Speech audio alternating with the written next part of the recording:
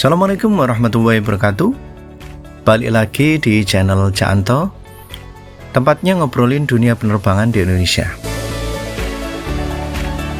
Kali ini kita akan bahas soal pembangunan Terminal 3 Bandara Juanda yang sempat digadang-gadang bakal jadi mega proyek, tapi ujung-ujungnya gak jadi ya rek. Kok iso? Simak terus.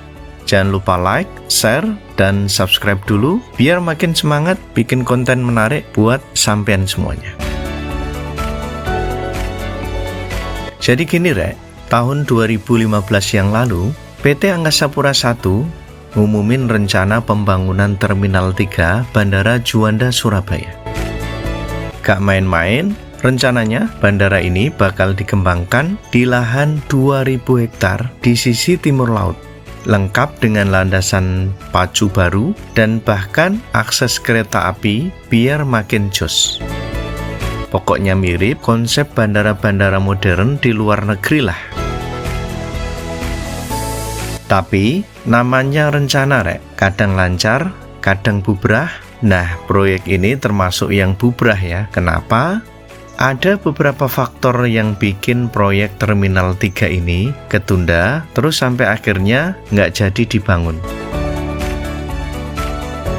Yang pertama, fokus ke proyek lain.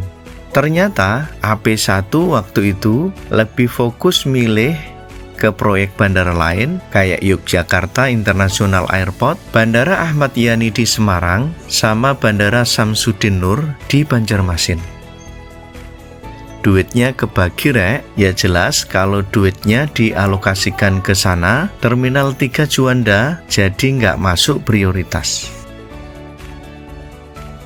Yang kedua, keterlibatan banyak pihak. Pembangunan bandara itu nggak cuma urusan AP1 tok, tapi juga melibatkan pemerintah, BUMN, dan juga pihak swasta.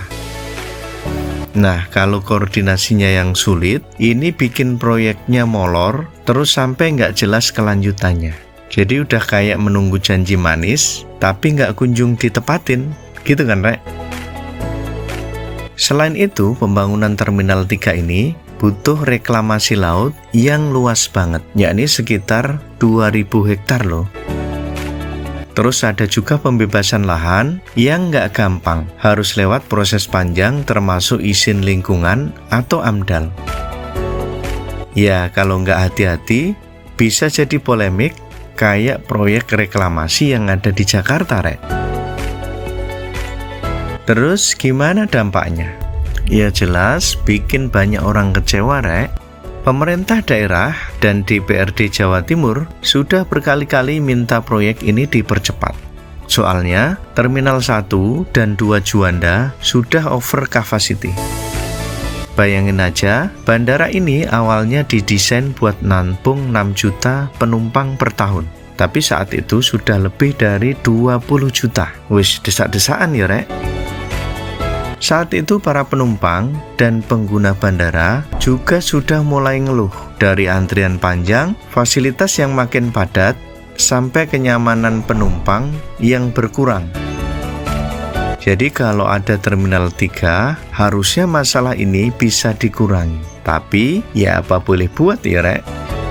Jadi kesimpulannya, proyek Terminal 3 Bandara Juanda ini batal gara-gara fokus AP1 ke bandara lain. Kemudian koordinasi yang panjang dan juga kendala teknis yang nggak gampang untuk diselesaikan.